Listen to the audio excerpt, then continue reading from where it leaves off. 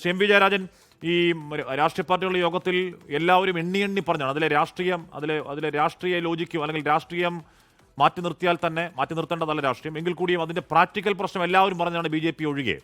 Election commission അത് കേൾക്കാതിരിക്കാൻ നിർവാഹം ഉണ്ടായിരുന്നില്ല ജയരാജൻ, അതല്ലേ സത്യം? തുടർച്ചയായി ആ യോഗങ്ങളിൽ രാഷ്ട്രീയ പാർട്ടികളെല്ലാം ആവശ്യപ്പെട്ട ഒന്നാണ്, തദ്ദേശ തെരഞ്ഞെടുപ്പ് കഴിഞ്ഞിട്ടാവാം കേന്ദ്ര ഇലക്ഷൻ കമ്മീഷന്റെ ഭാഗമായുള്ള വോട്ടർ പട്ടിക പരിഷ്കരണം.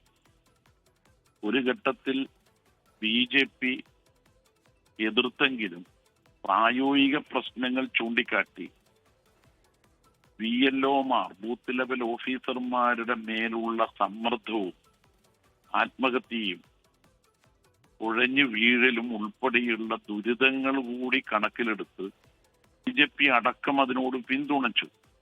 എന്നിട്ടും കേന്ദ്ര ഇലക്ഷൻ കമ്മീഷൻ തീയതി മാറ്റാൻ തയ്യാറായിരുന്നില്ല.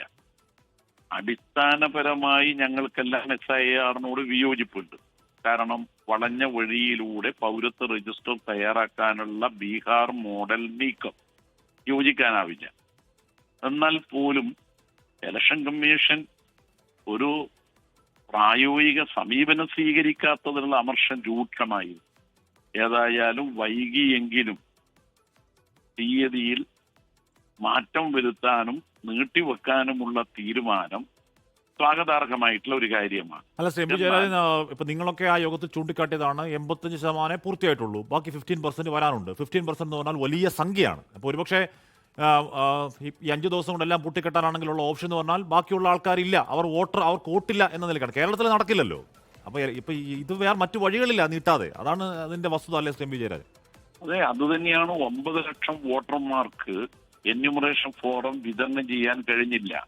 മുൻ മന്ത്രിയും ഇപ്പോൾ MLAയും കേരളത്തിൽ അറിയപ്പെടുന്ന ഒരു രാഷ്ട്രീയ പാർട്ടിയുടെ നേതാവുമായ മാത്യു ടി തോമസിനും അദ്ദേഹത്തിന്റെ സഹധർമ്മിണിക്കും 89 മുതൽ വോട്ട് ചെയ്തു വരുന്ന വോട്ടർ പട്ടിക പ്രകാരം 2002 ഇവർ അടിസ്ഥാന രേഖയാക്കുന്ന, ഇലക്ഷൻ കമ്മീഷൻ രേഖയാക്കുന്ന രേഖയിൽ കാണാനില്ല. അപ്പോ അതുപോലെയുള്ള രൂക്ഷമായ അപാകതകളാണ് ചൂണ്ടിക്കാണിച്ചത്. കാസർഗോഡ് ജില്ലയിൽ യഥാർത്ഥത്തിൽ ആയിരക്കണക്കിന് ആളുകൾ ഫോറം കിട്ടാത്തതിന്റെ പരാതി കലക്ടർക്ക് കൊടുത്തിട്ടുണ്ട്. അപ്പൊ ഫോറം ഒരു ഭാഗത്ത് വിതരണം ചെയ്ത് പൂർത്തിയായിട്ടില്ല. 9 ലക്ഷത്തോളം ആളുകൾക്ക് ഫോറം കൊടുത്തു കഴിഞ്ഞില്ല. രണ്ടാമത്തെ പ്രശ്നം, ആ ഫോറം പൂരിപ്പിച്ച് നൽകിയതിൽ തന്നെ ഡിജിറ്റലൈസ് ചെയ്തതത്ര അവരിലെ എന്യൂമറേഷൻ കംപ്ലീറ്റ് ചെയ്തതെന്ന് പറയാൻ പറ്റുന്ന രേഖ ഡിജിറ്റലൈസ് ചെയ്ത് കഴിഞ്ഞാലല്ലേ കരട് പട്ടിക പ്രസിദ്ധീകരിക്കാൻ കഴിയുക. അപ്പൊ 87% എല്ലാം ഡിജിറ്റലൈസ് ചെയ്തത് അത്രത്തോളം ഇല്ല. അതുകൊണ്ട് ഇലക്ഷൻ കമ്മീഷന് തന്നെ മനസ്സിലായി മനുഷ്യ സാധ്യമല്ല ഡിസംബർ 4-നകം ഈ കരട് വോട്ടർ പട്ടികക്ക് ആവശ്യമായ വിഭവങ്ങൾ ശേഖരിക്കൽ. കരട് വോട്ടർ പട്ടിക 1ാം ഘട്ട തദ്ദേശ തെരഞ്ഞെടുപ്പ് ദിവസം തന്നെ പ്രസിദ്ധീകരിക്കണമെന്നുള്ള മർക്കട മുഷ്ടിക്ക് അവർക്ക് തന്നെ പ്രായോഗികമായി നടപ്പാക്കാൻ കഴിയില്ല എന്ന് തോന്നി. ഞാൻ അന്ന് പറഞ്ഞ ഒരു ഉപമയുണ്ട്.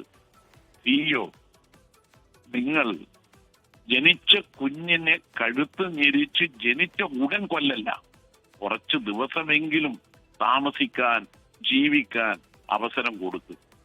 ഇലക്ഷൻ ദിവസം തന്നെ മറ്റൊരു ഇലക്ഷന്റെ പട്ടിക പ്രസിദ്ധീകരിക്കണം എന്ന് എന്താണിത്ര വാശി? അപ്പോ അവരുടെ വാശി ജനവിരുദ്ധമായിരുന്നു, ജനങ്ങൾക്ക് വലിയ പ്രയാസമുണ്ടാക്കിയതാണ്.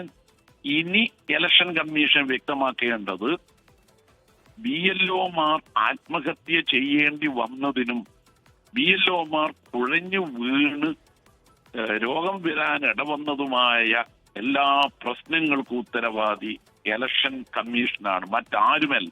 അതിനവർ സമാധാനം പറയാം. യെസ്, ഒരു ജീവൻ, അത് വിലപ്പെട്ട ജീവനാണ്. ഒരുപാട് പേരുടെ വിലാപങ്ങൾ വിലപ്പെട്ട വിലാപങ്ങളാണ്. അപ്പോൾ നേരത്തെ തീരുമാനം ഉണ്ടായിരുന്നെങ്കിൽ ഒരുപക്ഷെ അനീഷ് ജോർജ് ആത്മഹത്യ ചെയ്യില്ലായിരുന്നു എന്ന് പോലും വരും. Thank you Shri M V Jayarajan. ഇവിടെ ഈ വാർത്ത വന്നപ്പോൾ എനിക്ക് ഇന്നലെ ഫേസ്ബുക്കിൽ ഒരാൾ അയച്ചൊരു മെസ്സേജ് ഞാൻ വായിക്കുകയാണ്. സാർ, ഒരു ആശങ്ക അറിയിക്കാനാണ്, ഒരു കൂടപ്പുറപ്പിനെ പോലെ എടുക്കണം. 2002 SIR ലിസ്റ്റിൽ ഞങ്ങൾ ആരുമില്ല. ഉമ്മയും ഉപ്പയും ഗ്രാൻഡ് ഫാദറും മദറും ഇല്ല. എന്താ ചെയ്യാന്ന് BLOമാർക്ക് അറിയില്ല.